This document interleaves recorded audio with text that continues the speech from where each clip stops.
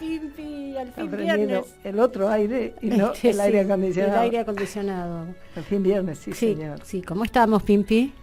Bien, intensa Llegando. semana, llegando a nuestra jornada del lunes que viene. Bueno, mañana es el Día de los Derechos Políticos de las Mujeres. Un 23 de septiembre del año 47 se promulgó la Ley de los Derechos ¿Te Políticos. das cuenta? ¿Cuánto tiempo atrás? Qué bárbaro, ¿No? ¿no? Qué visión. Pero Así bueno, es. no está siendo muy considerada por algunas compañeras del movimiento feminista, ¿no? Es como que son hechos históricos de reconocimiento de los derechos políticos, ¿no? A votar y ser votadas, ¿no? Porque después, Exactamente, porque después de eso... en la efectivamente, fue extraordinario que primero fue armar el Partido Peronista Femenino para que recorran las delegadas censistas del país, inscribiendo a las mujeres en un padrón electoral porque no estaban. claro, Las mujeres no tenían Claro. nada más que lo que llamaban la fe de edad, o sea, la partida de nacimiento. No tenían otro documento porque no era necesario. Los varones tenían la libreta de enrolamiento, ¿te acordás? bueno, y el censo que organizó. Por eso. Y entonces, en el año 51, con su libreta cívica, las mujeres por primera vez fueron a votar. Y no solo fueron a votar, fueron votadas. El peronismo puso Sí, en las listas ese cantidad momento, de mujeres. en diputados, en senadores. Fue extraordinario.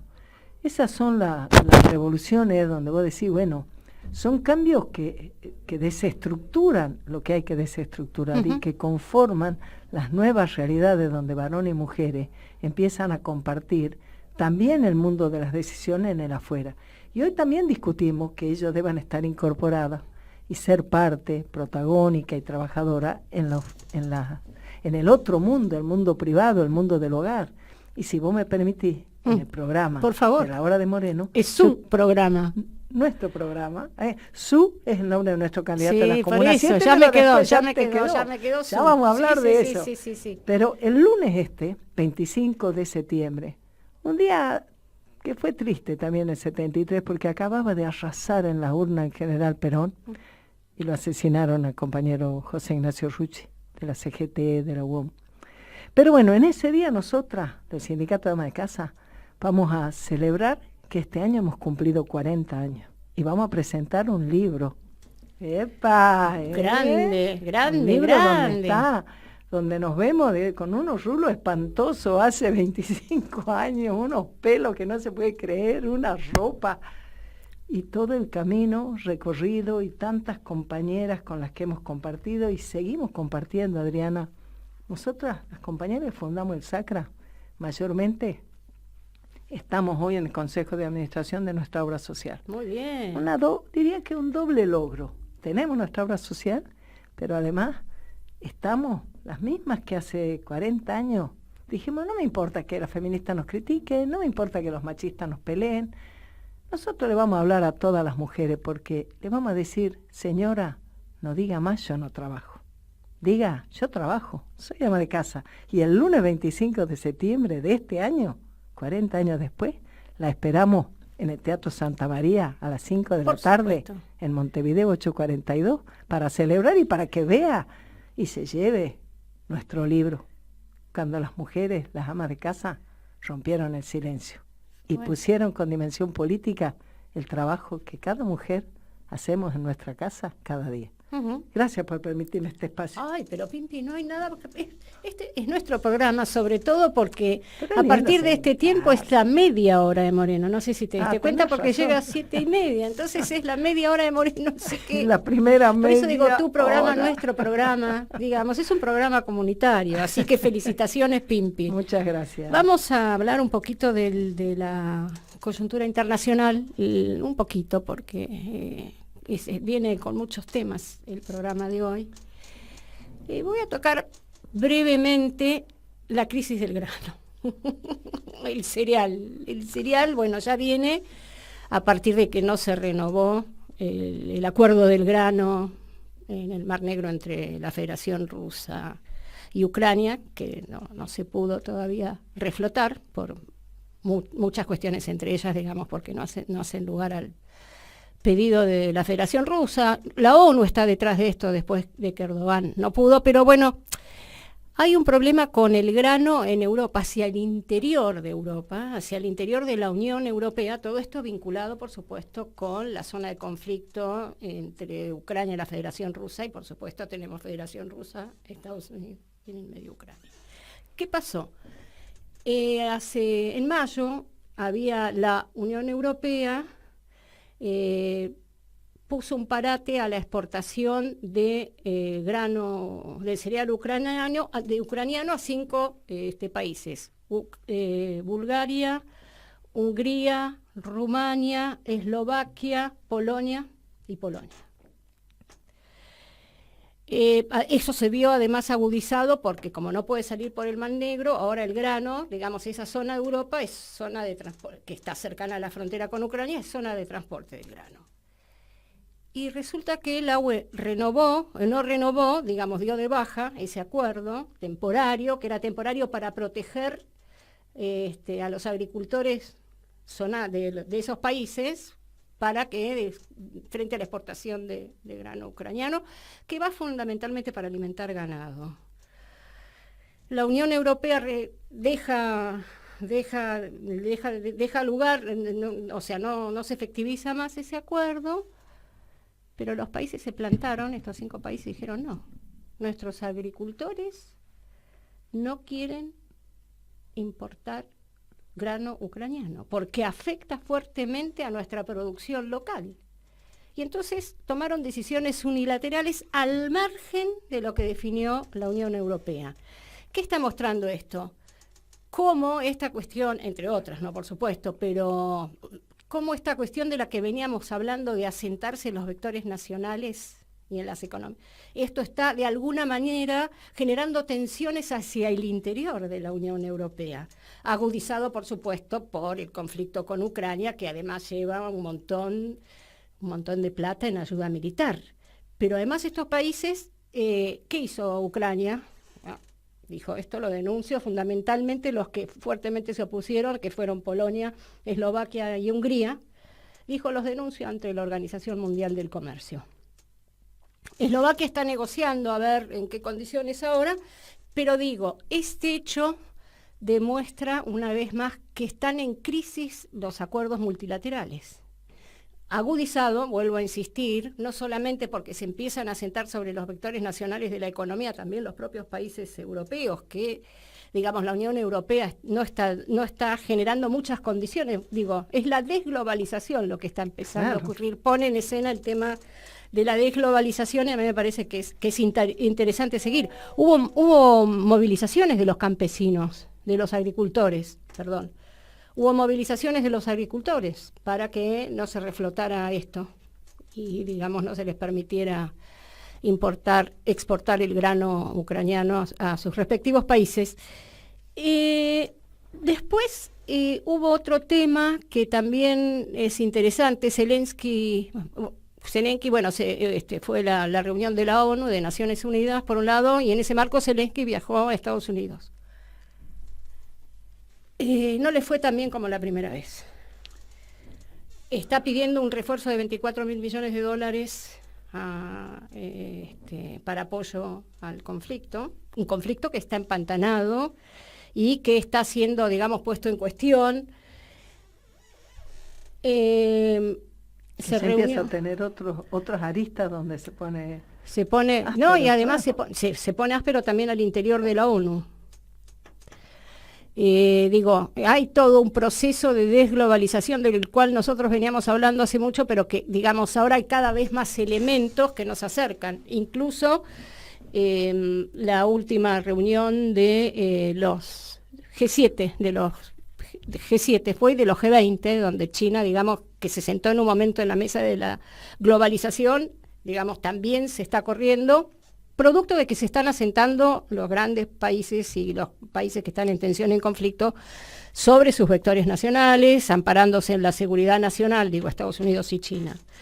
Pero bueno, entonces Zelensky viajó, digamos, a pedir un aumento y habló frente a los congresales, a los congresistas en Estados Unidos, de la Cámara de Representantes, de la Cámara de Senadores, dijo que si no conseguía esa plata iban a perder la guerra, o sea, fue un poquito, ¿no?, en una actitud que no es de fortaleza, claro. Sí, extorsiva, pero tampoco de fortaleza, ¿no?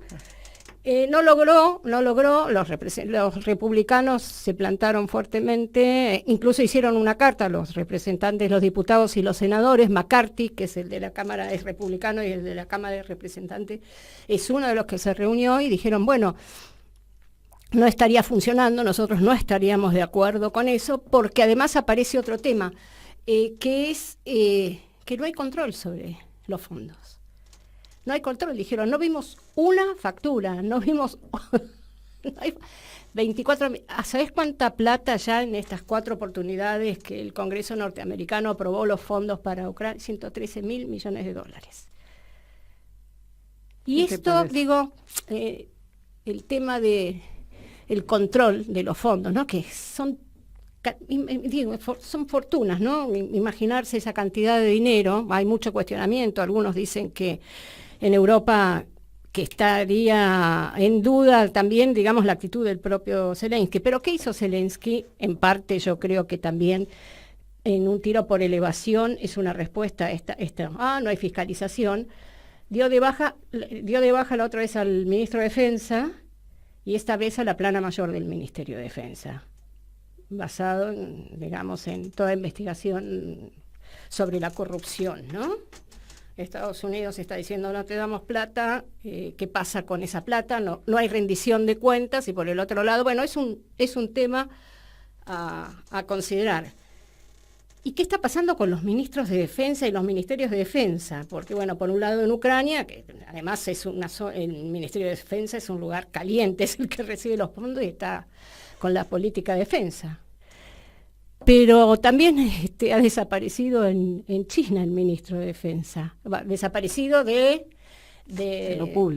espacio público, desapareció el ministro de Defensa en China. ¿Te acordás que había desaparecido hace un tiempo el ministro de Relaciones Exteriores? Apareció finalmente destituido. ¿El de Relaciones Exteriores? Sí, el de Relaciones Exteriores apareció destituido, de este todavía no se sabe nada. Circulan las mismas especulaciones, diferencias políticas, temas de salud, pero, digamos, no se sabe nada. 2 semanas atrás sí habían sido destituidos 2 generales de la Fuerza Aérea en China. Pero bueno, es raro, digo, cómo los chinos corren de alguna manera estarían, entre comillas, corriendo a sus funcionarios, ¿no?, de los puestos de responsabilidad política e institucional. Si bien el Ministerio de Defensa en China no es lo mismo que en otros países, o sea, no tienen la conducción de las Fuerzas Armadas, los ministros de Defensa en China. No. La tiene el presidente. Directamente. La tiene el presidente. Hay que pensar que el año que viene es año electoral, así que bueno, también Polonia en este juego que estaba, vuelvo y cierro, ¿no? En este juego, me había olvidado que el tema de los cereales en Polonia fundamentalmente, que es un aliado estratégico y que apoyó muchísimo a Ucrania en este conflicto, muchísimo. Dijo recibiéndole a la gente y todo eso, sí, entre otras cosas. 1 millón de ucranianos hay exiliados. Además, no solamente el armamento, sino que es zona de paso de armamento de otros países hacia Ucrania. Polonia es un lugar estratégico. Le dijo a Ucrania que no le iba a dar más armas. ¿Por qué? Porque tiene que reabastecer entre su propio ejército. Ahora van a adquirir nuevo armamento, eso no va a ir para Ucrania, tienen que fortalecer a su propio... Bueno, acordate que está Bielorrusia, ¿no? Que es eso, claro, como es diciendo, una frontera caliente. Vos no estás ganando, entonces vamos a tener que prepararnos nosotros para que esto no avance, como algo así. Están diciendo eso, es una frontera caliente, pero de hecho, digamos, fíjate vos cómo a Ucrania le está costando sostener sus alianzas. Ucrania fue y planteó en el Consejo de Naciones Unidas de la ONU que, y ahí vamos con este resquebrajamiento, también esta tensión, esta crisis que tienen los organismos multilaterales, planteó que Rusia ya no tiene que tener el derecho a veto en el Consejo de Seguridad Ucrania. Entonces, digo, es un derecho. Lavrov le dijo, es un derecho es un derecho adquirido, nosotros tenemos ese derecho. Si la ONU, por esas casualidades, le retira esto, y Rusia se retira. Chao, claro. O sea, chao el sentido que entonces, tuvo. O sea, el sentido que tuvo la ONU en otros momentos históricos se está resquebrajando. Unión Europea se está resquebrajando. La ONU acordate que Trump bombardeó dinamitó la OMC. Claro. Bueno, nada, temas para seguir pensando y nada. Qué cosa, ¿no? Todo el surgimiento y resurgimiento del sentido de lo nacional que va como explotando por distintos lugares. Sí, avanza el proceso de desglobalización. Esperemos que acá se den cuenta. ¿Te parece? No sé, sería deseable, convengamos. Sería bueno que lo vieran, que alguno lo viera, ¿no? Que se diera cuenta que hay una oportunidad para Argentina cuando en el mundo se vuelve a valorar el sentido de lo nacional. Porque ha visto que en su momento, llamémosle hace 20, 25 años, cuando se decía el fin del trabajo, cuando se instalaba, parecía que el fin de la historia. Claro, el fin de la historia, ya no la sociedad del trabajo, ya parecía que eso ya estamos en otro, pasamos de etapa. Pero los pueblos, las sociedades, están vitales y van construyendo sus oportunidades. Cuando esa globalización fue pero tan inequitativa, que reventó por aquí, por allá, bueno, fíjate vos, tuvo que ser la ruptura, empezar a hacerse fuerte en los países poderosos, pero abre una compuerta a todos los países que es extraordinaria. Y nosotros lo venimos diciendo hace mucho Así tiempo. Lo venimos diciendo hace mucho. Está por ahí Pablo. Pablo, ¿cómo estás? ¿Qué tal? ¿Qué va? ¿Cómo están? Bien, ¿y vos? Acá no. Pero muy bien, escuchando muy entretenido lo que hablan, muy interesante. Lo que te quería decir, tenía otras temitas para hablar, pero me enganché con este. Mira, esto que vos llamás desglobalización, y que está muy bien que lo llames así, tiene otra posibilidad de lectura. Lo podés mirar desde otro enfoque. Uh-huh. Lo que está en crisis y una crisis muy profunda, es el liberalismo económico y el liberalismo político, lo que se dio en llamar la democracia liberal y lo que se denominó el neoliberalismo. Eso es lo que está en crisis en el mundo. Y está en crisis no simplemente porque a alguien se le ocurrió decir, bueno, vamos a empezar a criticar los fundamentos del liberalismo. No, está en crisis, en una crisis tan profunda, porque cuando fue aplicado en plenitud, a través de esa globalización que vos también señalaste, que ustedes también señalaron, cuando fue aplicado en plenitud, produjo un desastre. Y es un desastre que aún hoy el mundo lo está pagando. Lo que está en crisis entonces es la doctrina liberal, tanto en sus fundamentos políticos como económicos. ¿Y por qué es interesante ponerlo desde esta perspectiva? Porque como ustedes de alguna manera lo estuvieron diciendo, acá hay muchos disimulados. Hay muchos que miran para otro lado, que no han tomado conciencia o que se hacen... Bueno, vos fíjate, Milei. Está Milei y su gente. Está apoyado en una doctrina que en este momento, aparte de que ha fallado estrepitosamente, es una doctrina que está en revisión en Estados Unidos, en Europa. Lo mismo pasa con Bullrich y Melconian. ¿Qué diferencia hay entre Melconian y Milei? Muy poca, son de estilo. Y Rubinstein, que es el segundo al mando en el Ministerio de Economía, otro neoliberal. ¿Cómo puede ser esto? Y ustedes dijeron muy claramente que por primera vez en mucho tiempo, lo viene repitiendo Guillermo desde hace mucho tiempo, hoy el mundo le abre una extraordinaria posibilidad al peronismo. a la doctrina peronista. Mira, hoy los conservadores en Estados Unidos, ¿saben lo que están reflotando? La idea de la tercera posición. ¿Saben lo que están diciendo? Ni liberales ni marxistas. Peronistas. ¿Qué les parece? Faltó decir peronista. Peronista. No es un chiste. No es un chiste. No, ponemos ni contentas. Escúchenme, es así, eso es lo que está en el mundo moderno, eso es lo que se está debatiendo. Y eso es lo que se está, y la base de todo esto es la crisis del pensamiento liberal, la crisis del liberalismo económico, la crisis del liberalismo político. Una extraordinaria posibilidad para la Argentina que tiene la doctrina muchísimo más elaborada que la doctrina que pueden presentar los conservadores. Claro. Y es la doctrina peronista, extraordinario, ¿no? Tal cual. Qué oportunidad que estamos perdiendo. Y habría que leer el contexto internacional con mayor precisión. Incluso te complemento lo que vos planteabas, ¿no? O sea, del el neoliberalismo. Y entró música. Nos están interfiriendo. ¿Cómo van de la mano con esta crisis que vivimos hoy del modelo globalizado? La socialdemocracia, también, sostenido, digamos, por la otra punta, por la socialdemocracia.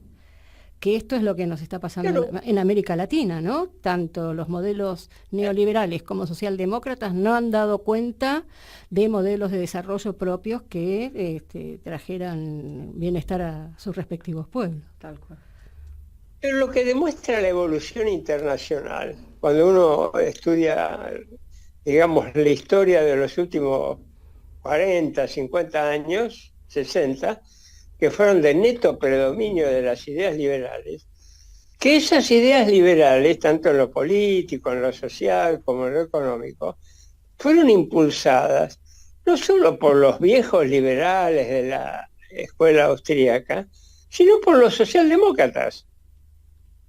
Claro. Mitterrand en Francia, extraordinario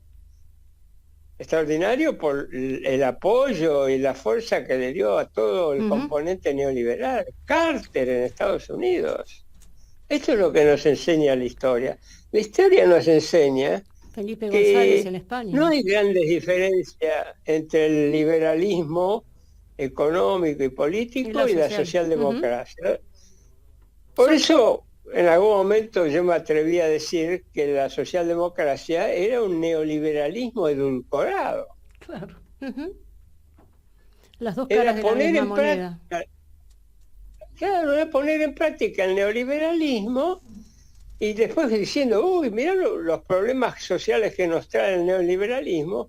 Sin atacar al neoliberalismo, aparecieron todos estos temas de los subsidios, darle plata a la gente, pero es como si vos tenés un problema, un problema de enfermedad, y lo que vos haces, en vez de atacar la causa que te trae el problema, vos atacás los efectos, le das aspirina. Y bueno, esto es más o menos lo que hace la socialdemocracia, ¿no?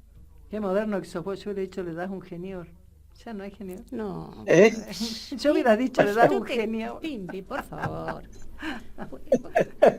Bueno, sí, un genior, claro. No, orgullosa. Es juventud acumulada, Pimpi, Eso como dice una amiga. Qué bárbaro eso, ¿no? Y cómo esa discusión también te lleva al fondo de lo que significa lo que nosotros tenemos en nuestra doctrina, cuando hablamos de la justicia social, y eso también tienen el tupé de ponerlo en discusión hoy, ¿no? Claro, fíjate vos que ahí se ha producido una situación casi cómica, ¿no? Obviamente el que está en contra incluso de la justicia social y del Papa, el Papa Francisco, ha sido Milei. Claro. Pero Milei habla como si el Papa Francisco fuera inventor de la doctrina social de la Iglesia. es tanta la ignorancia de este muchacho, son todos los papas los que están a favor de la justicia social, porque eso es parte extraordinaria, esencial de lo que se denomina doctrina social de la Iglesia. Y ahora, vos fijate la contradicción de este muchacho, ¿no? Hace poco le hicieron un reportaje y él hablaba de la dolarización. Dijo unos cuantos disparates que yo sé, o es para... Se está yendo la dijo voz. dos cosas que hacen bien a las claras. ¿Ahora me escuchan ustedes? Sí. Ahora sí, entrecortado a veces, ¿eh? A ver. ¿Pablo? Hola, ¿me escuchan? Sí, te escuchamos. Sí, sí. Sí, sí. Mira, ¿sabe lo que dijo? Dijo que la dolarización iba a eliminar la pobreza y la indigencia. Claro, en el cementerio, digamos, se acaba con la indigencia. No, increíble, pero dejando de lado la barbaridad, porque la dolarización es al contrario, pero no interesa, se puede discutir en otro momento. En realidad, lo que está diciendo Milei es que está de acuerdo con la justicia social. ¿Por qué es la justicia social? En primer lugar, el primer objetivo de la justicia social es eliminar la pobreza y la marginación. Entonces este muchachito que critica tan suelto de cuerpo a la justicia social y al Papa, resulta que está diciendo que a través de la dolarización él va a llegar a la justicia social. Claro. Es extraordinario, ¿no? Claro. Bueno, son inconsistencias que se observan en su discurso, en otros momentos de discurso, en lo que propone hacer, ¿no? En lo que dice que piensa y propone lo que que dice hace. Su equipo también. Claro. O su grupo más cercano, los que definió él como futuros conductores en caso de que gane las elecciones del proceso. Escúchame, Pablo, cuando vos decís que hay poca diferencia entre Milei y Melconian, o sea, entre esas dos opciones, y también sobre Rubinstein, pues estás hablando, Sí. siempre estás hablando del modelo de país que ellos finalmente pueden construir con esas ideas. Estaríamos hablando de eso, ¿no es cierto? Absolutamente de eso, a eso me estoy refiriendo. Y si querés podemos verlo, digamos, en las tres políticas principales. Pero vos dijiste muy bien, en realidad los dos tienen el mismo modelo de país en la cabeza. Un modelo de país que es para 20, 25 millones de habitantes. Habría que avisarle que somos 44, ¿no? Claro. Pero ese es el modelo de país que tienen los dos. Qué bárbaro, ¿no? Bueno, ese es el desafío siempre cuando uno piensa que el peronismo tiene una responsabilidad y que nosotros tenemos que ser parte de que se pueda volver a generar ese espacio común. Será a través de los diversos partidos que han tenido que ir surgiendo, dado que el PJ ha sido absorbido por la socialdemocracia, pero que hace muchísima falta volver a generarlo, porque si no, ¿dónde vas a encontrar vos la esperanza para nuestro pueblo, no? Si no es precisamente en volver a trabajar por esos valores, los que permiten que vos puedas generar opciones de trabajo, de producción, de la dignidad de ese trabajo, del compartir en familia el alimento, las necesidades. Y eso no hay más remedio que ir a esa fuente, ¿no? A esa fuente, a lo que ya se probó que sirve y a lo que se nota ahora que es indispensable, ¿no? Mira, ¿puedo meter una cucharita sobre el tema de capital? Ahora, yo sé que es una elección, es un tema local. Nosotros sabemos que ninguna provincia ni la ciudad de Buenos Aires es la que, digamos, la que cambia la situación del país, que acá lo importante es cómo desde la cabeza de la conducción de la patria, desde lo que debería ser un presidente, es que se generan las condiciones. Pero ahora, Vos fíjate cómo se está mostrando la patética situación de la Ciudad de Buenos Aires, que el Partido Justicialista ha puesto de candidato al muchacho Santoro, que les cae muy bien, porque se expresa bien, porque es un muchacho agradable, y que por supuesto, fíjate vos, anda a mirar las publicidades que ellos están haciendo, a quién se están dirigiendo, y te digo, Leandro Santoro es Lustó.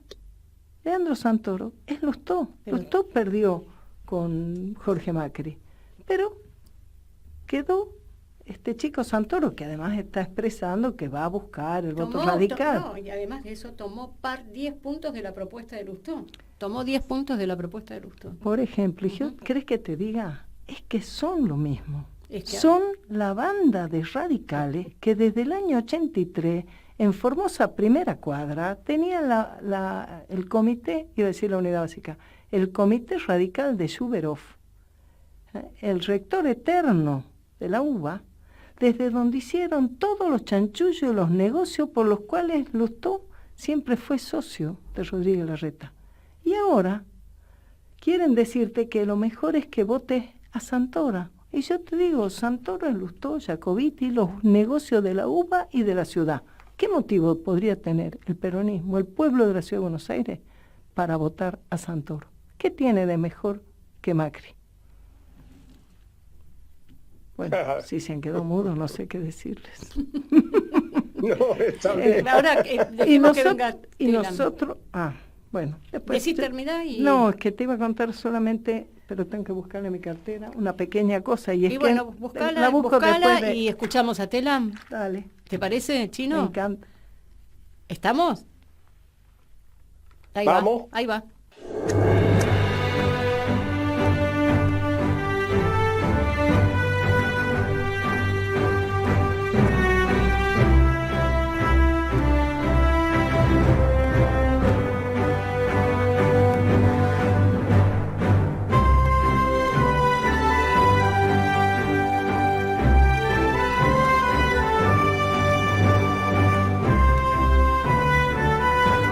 Si quedó esa música extraordinaria, la tenía que escuchar. Y para su media hora tiene que tener su cortina, Moreno.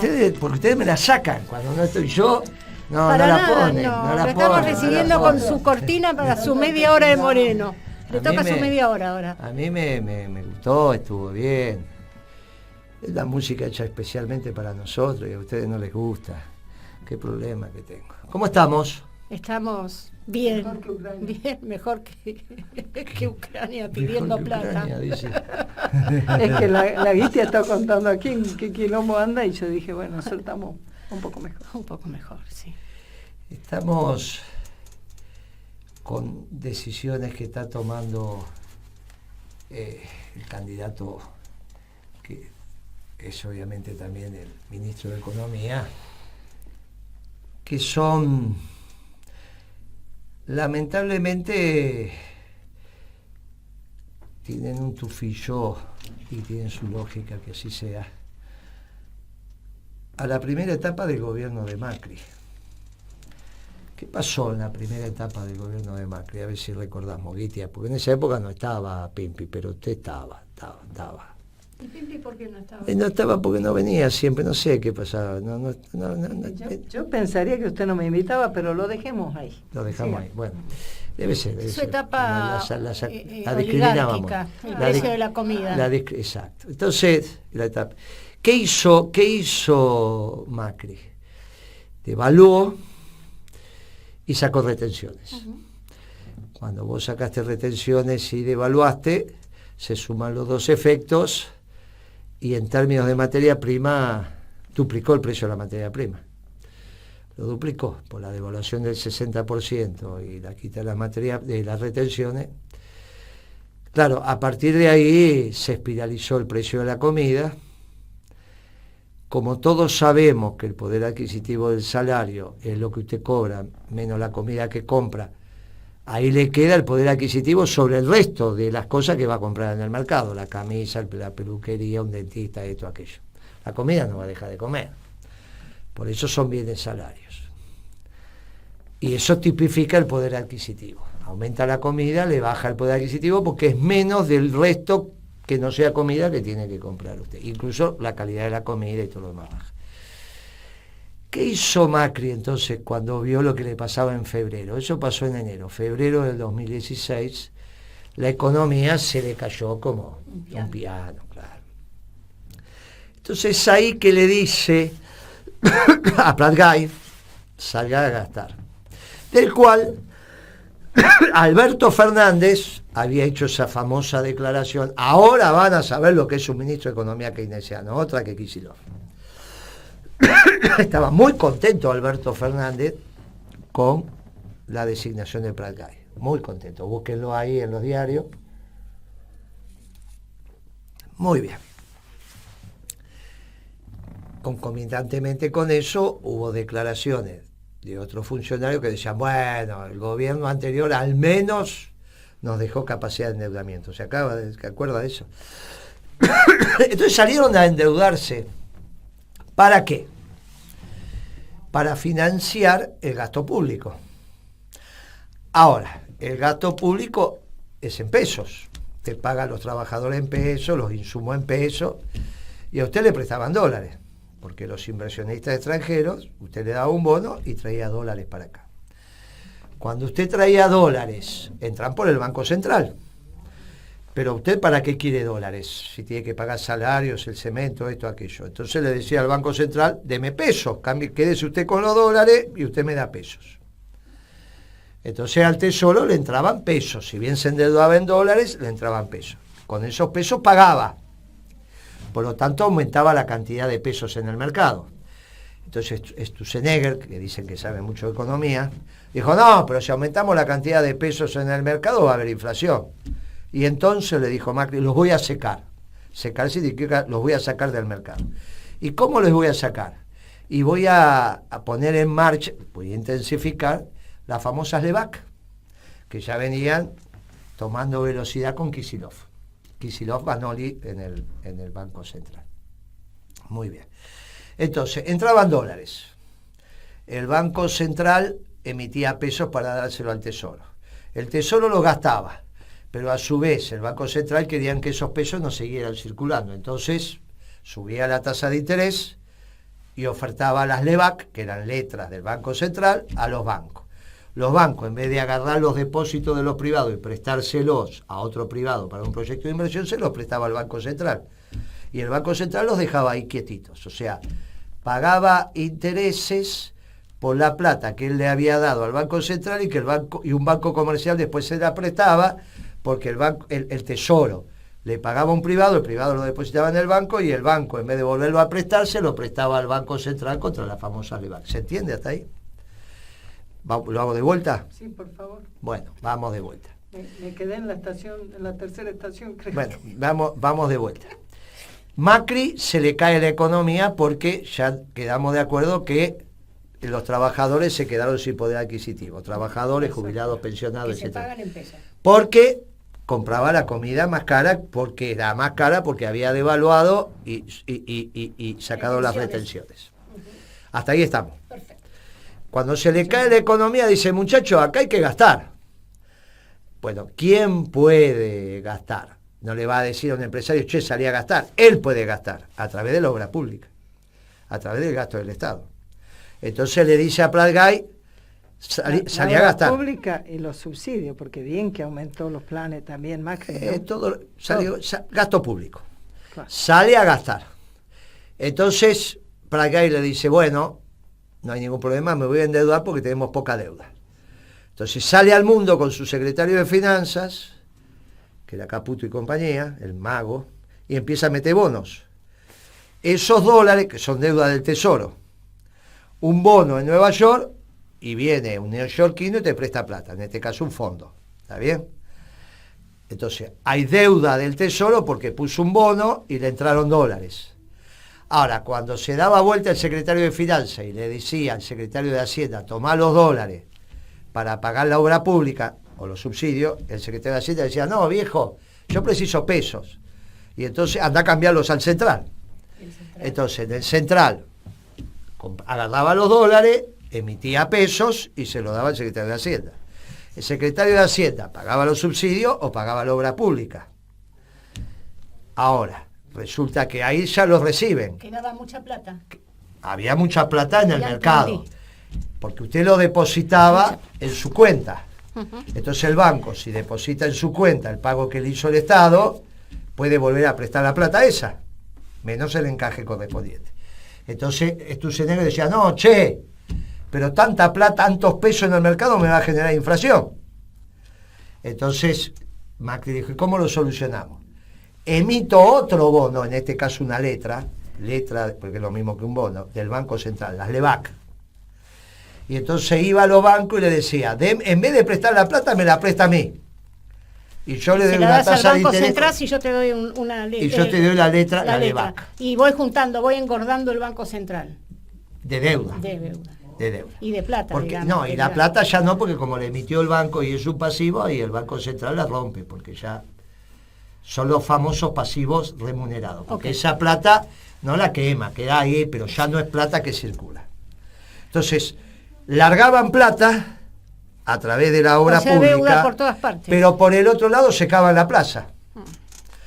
Y entonces la máquina nunca aceleraba. Eso porque son dos criterios diferentes de la administración. Taco y punta. ¿Usted se acuerda de punta y taco? Sí. ¿Qué era punta y taco? Con el piecito, ¿vio? Con uno aceleraba y otro frenaba. Claro. Bien, usted imagínense que acelerar y frenar un auto al mismo tiempo es una locura, salvo que sea un muy buen piloto. Muy bien, porque yo A mí se me queda el auto así. El auto hacía velocidad, iba a velocidad. Bueno, esto hacía punta y taco, por un lado aceleraba, por otro lado frenaba. Así fue que eso era absolutamente inconsistente. Sí. Llegado agosto, no cambiaron ese proceso, ese gobierno lógico que iba a fracasar. ¿Qué hizo Massa? Massa devuelve el IVA. No todo lo que saca, obviamente, es imposible. No, de obvio. todo lo que le sacó a los sectores populares aumentando la comida, le devuelve algo. Pero eso es gasto, es menos ingreso, porque recaudo Sí. menos. Y a su vez, también le damos algunos bonos, le damos a la asignación universal por hijo, le damos a los jubilados, le damos... Eso es gasto. Y por el otro lado, dejo de recaudar ganancias. Ujú.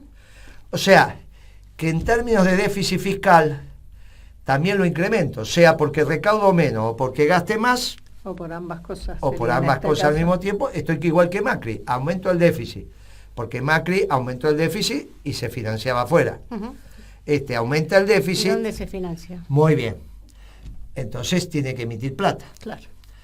Pero a Peche le pasa lo mismo que le pasaba a Sturzenegger, que dice, no, paremos de tirar plata al mercado. Por eso la oposición, pretendida oposición, se equivoca diciendo, no, pero esto es inflacionario. Porque lo que va a hacer Peche es secar la plaza. Igual que hacía Sturzenegger, nada más que en vez de LEBAC se llama LELIC ahora. ¿Está bien? Es importante si cambias el Sí, nombre. tremendo, está- tremendo. Hay un detalle entre las LEBAC y las LELIC. La LEBAC también era para el público, no solo para los bancos.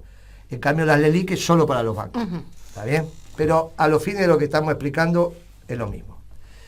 Con lo cual, vuelve a ser punta y taco Massa.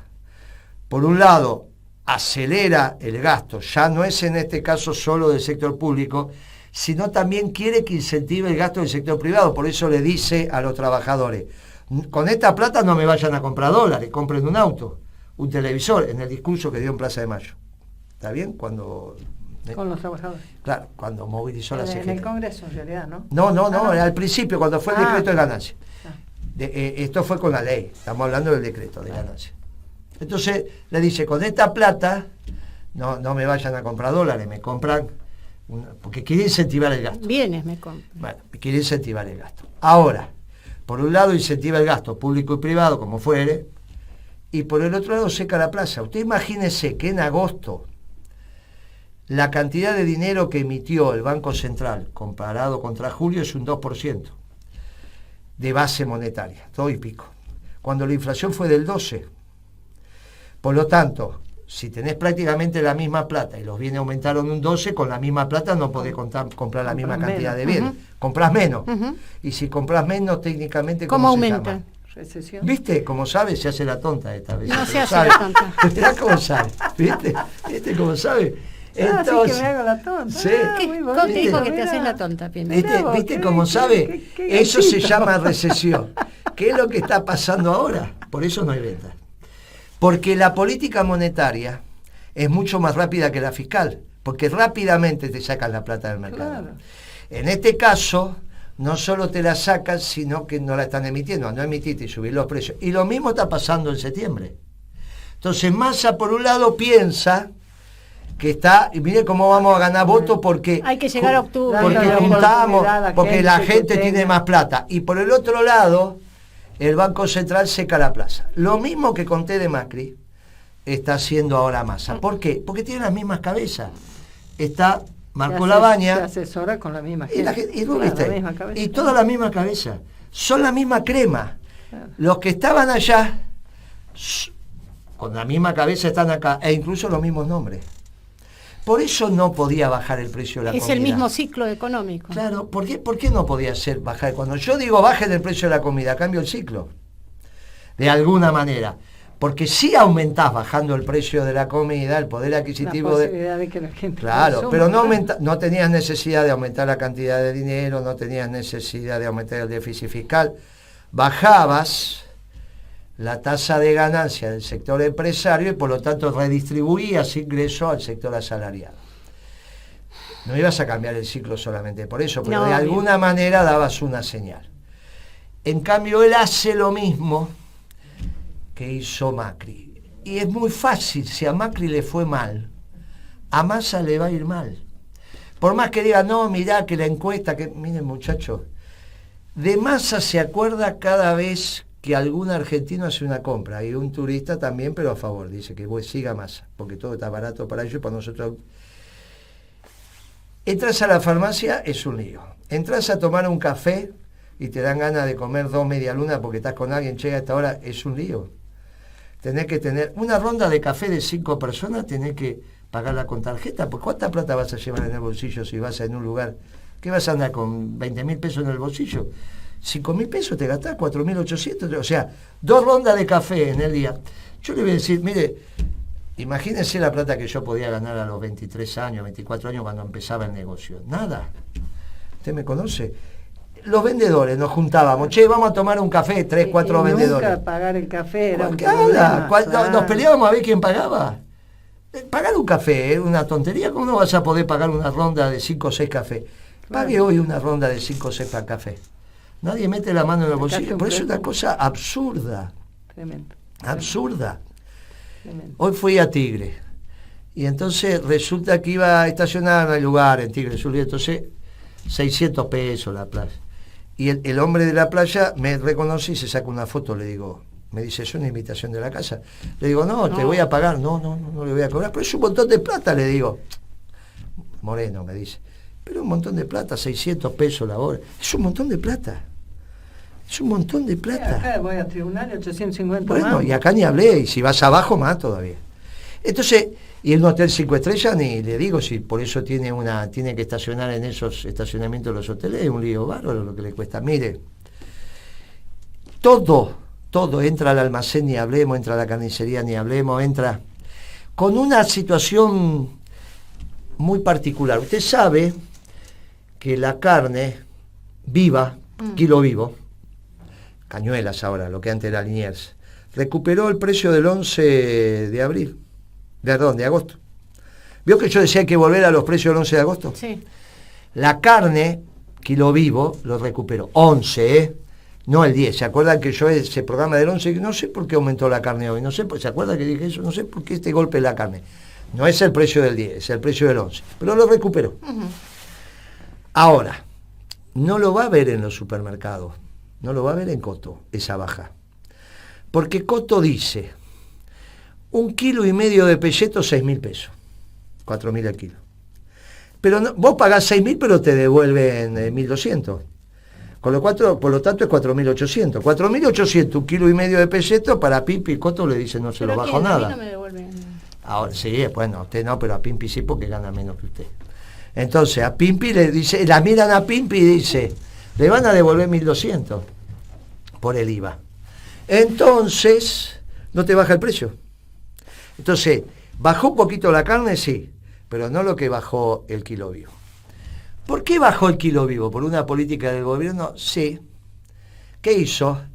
Y dificulta las exportaciones, le dijo que no, esto, en vez de dividir el animal entre adelante y atrás, cuarto delantero y cuarto trasero, que es lo que hicimos nosotros, una década ganada, empieza a complicar las exportaciones diciendo, no, faenes menos. Cuando faenas menos, los frigoríficos te dicen que sí, pero inmediatamente suspenden la gente, porque eso va por cuenta. ¿Qué quiere decir? Y que tanto animales matá, tanto animales... Es un régimen parecido al de la construcción. La diferencia es que hay un mínimo fijo. Si hay laburo ganás bien, si no hay laburo ganás el fijo. ¿Se entiende? Pero con el fijo sobreviví. Y cuando hay trabajo, ojo que es aceptado así el convenio, nadie está criticando. Porque cuando vos carneás y tenés que depostar y demás, y por eso los muchachos te manejan el cuchillo, sabe cómo te lo manejan y lo ves el cuchillo. Bueno, porque van por tanto, van aparte del piso, la que hacen. Ahora, cuando no hay laburo, si no vamos a exportar, entonces SWIFT, esto, aquello, claro, 15 días, hay menos producción de carne. Hay menos producción de carne y obviamente falta la demanda de los frigoríficos, más que bajó el consumo. Sí. Entonces, al bajar el consumo, baja el precio del animal vivo, pero estás en el peor de los mundos porque no te baja en la carnicería por lo que te acabo de contar del IVA. Bajó un poquito, sí, pero no bajó. No entienden cómo funciona esto y ya no van a entender. Pero les resulta más fácil salir como están haciendo, a putear contra Coto, esto, que siempre buscar con el dedito así, a ver a quién pueden culpar, en vez de pensar como, pero hermano, si vos tenés la lapicera para tomar las resoluciones, ¿por qué no ordenan la cosa? Y porque no saben, porque no les interesa, porque no tienen las personas adecuadas para... Vos le has propuesto que armen un equipo peronista en materia económica. No lo pudieron hacer, bueno. Usted sabe que anoche comí... Estuvo en una cena, ¿no? Sí, y una comí internacional. bueno, ya local, pero había gente. Sí, bueno, el primer plato era salmón, me dijo. Sí, fileteado. Australiano, ese me encanta el salmón. Y el fileteado ni le encuentro porque es ahumado también. Los Ahora australianos hacen un filete de aquello, filetean el salmón y lo ponen, una cosa. Estaba bárbaro. El segundo plato, pero se comió bien. Y estuvimos bien. Y lo interesante fueron los discursos. La invitación, estuvo el embajador norteamericano, la invitación la hizo un centro de estudios americano, que son argentinos, trabajando funcionalmente con la embajada, obviamente, que estudian en Estados Unidos. Organizan viajes, etc. Interesante, hubo dos discursos que después hablé con los dos, me dijeron, al menos con uno, pero al otro no pude saludar, pero me dijo, no nos pusimos de acuerdo, dijimos lo mismo, pero... Y entonces, ¿cuál es la idea? Bien interesante, porque nosotros lo hicimos la década ganada, pero no sabíamos que ya estaba generando como teoría en las relaciones internacionales. Lo usualmente entendido es que la relación entre una potencia, un país relevante, y un país mediano o pequeño, en la relación bilateral la agenda la hace el grande. La lógica, y ahí nace la teoría del imperio, y bla, bla, bla, bla. ¿Qué dijo este amigo? Había 200 entre empresarios, sindicalistas, bueno, calculo yo 200, por ahí un poco más. Que él estaba trabajando en Estados Unidos y que estaba teniendo respuesta positiva, que en la relación bilateral la agenda la haga el país mediano o el país chico. Porque el país grande está tan entretenido en otros líos, que son el mundo, que no tiene. Y yo había notado eso en nuestro gobierno, que nosotros planteábamos temas y no nos decían que no. Ponían alguna cosita, como cambié en algún momento dije, bueno, lo del satélite que conté, que me viene allí, Moreno, ¿cómo le va a poner componente chino? Mire si explota cuando lo largan, nosotros no nos ponemos, pero mire, si por ahí falla, van a perder, es una pena, hágalo con los franceses, hágalo, no vayan, pero háganlo con los franceses, hágalo en Occidente. Bueno, finalmente lo largaron los franceses. Bueno,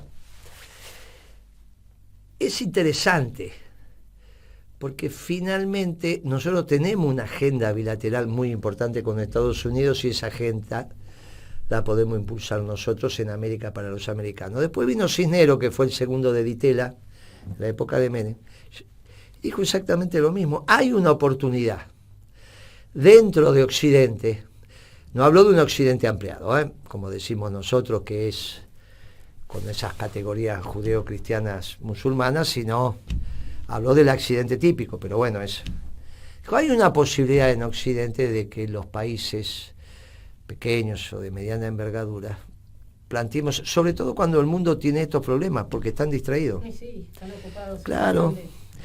Entonces me parece, no creo que es porque escuchen el programa o hayan estudiado nuestro proceso, pero me parece que es interesante que lo reflexionemos. Porque ahí obviamente el embajador norteamericano en su discurso después pasó por todas las mesas saludando, estuvo bien, ¿verdad? Pero es interesante que haya comunión de pensamiento en las posibilidades de inserción de la Argentina. Así que le digo que fue una grata cena, y en la mesa que nosotros teníamos del movimiento obrero estaba el sindicato del vidrio, fuimos con Horacio, su mujer, y de la comisión del vidrio. Bien interesante, porque en realidad todos coincidíamos en que lo que escuchábamos estaba bien, y con otros dirigentes sindicales que hablábamos, y todos coincidimos que había un clima interesante que podíamos transitar, que no es esa relación del que te pisotea. Hay que entender esto que está aconteciendo. Ellos están en un esquema ordenando el occidente. Del otro lado está Putin, está el Papa, tienen todavía el conflicto con China, ya salen las noticias sobre Alemania, ya Alemania ya está, ya se lo comieron, hablando en porteño, ¿no? Ya son 2, 3 artículos que saca La Nación donde dice se terminó la locomotora alemana, hoy sacó uno, ya había sacado otro hace 2 o 3 semanas atrás, lo va a sacar. Nosotros creo que tenemos una alternativa que tenemos que explorar. Tenemos bien, vamos por la buena senda, solo falta que haya un gobierno de corta duración, que puede ser el de Milei. Milei va a ganar las elecciones, pero va a ser un gobierno de corta duración. No tiene nada que ver con Martínez de Oz, muchachos, no digan cosas que no son. Pero puede ser un gobierno de corta duración. Si organizamos el peronismo, para eso fui a Tigre, si organizamos el peronismo, entre todos vamos organizando el peronismo, y quizás seamos una alternativa interesante, para que la última alternativa no sea el que se está preservando hoy, y que a todas luces está tomando protagonismo. Me parece que eso es lo que tenemos que ver. Y con esto nos vamos. Nosotros Sí. vamos a hacer nuestro modesto aporte desde acá. de Capital, Muy bien, en la Comuna 7, un bastión peronista, firme, principios y valores, con el compañero Su comunero, el compañero Jorge Su. Qué lindo, Capicúa como menos. Vote a su comunero suyo. Qué bien es Capicúa. Sí. Bueno, mire, si hay posibilidades de que Milei gane en primera, y sí, si llega al 40, porque ninguno de los otros dos va a tener 30, porque la suma de 2,30 sería 60, si no uno tiene que tener más de 30 y el otro muy bajo, claro. Por lo tanto, hay posibilidades. No se enrosquen, muchachos, no se enrosquen. Confíen en que no es Martínez de Oz, y que su propio marco teórico lo va a llevar a una situación compleja. Y la vicepresidenta no es anarcocapitalista. No tiene nada que ver con ese esquema. El proyecto es el proyecto de Milei. Cuando colapsa, lo que va a colapsar es el proyecto de Milei. No, bueno, pero mejor es que... Miren, es muy difícil, muchachos, hagan todo el esfuerzo que tengan que hacer. Pero es muy difícil. Cada vez que vas a la carnicería, al almacén, a la verdulería, a la farmacia, se acuerdan de Massa, y no para votarlo. Ya estamos. Mire el horario. Solo nos queda desearle un fuerte abrazo. Se transformó en 40 años. Un fuerte abrazo peronista a todos los compañeros, ¿no, Vitia? Sí, y desearnos éxito en el acto nuestro del lunes, que ya hemos invitado. Estaremos acompañando a la compañera, al sindicato en su ¿Me invitó 40 a mí? años. No. Ah. Ya hace mucho que lo invité, ya está pero invitado ya hace tiempo, sabe. Molina, no se haga el distraído. No se haga. ¿Usted Bueno, escucha este programa? Entonces está invitado. Muy bien. un fuerte abrazo. Peronista a todos los compañeros. Agradecimiento al equipo de Radio Caputa, al Chino, a Noé, a Fernando Molgaray, un fuerte abrazo para Bea y que salga todo bien.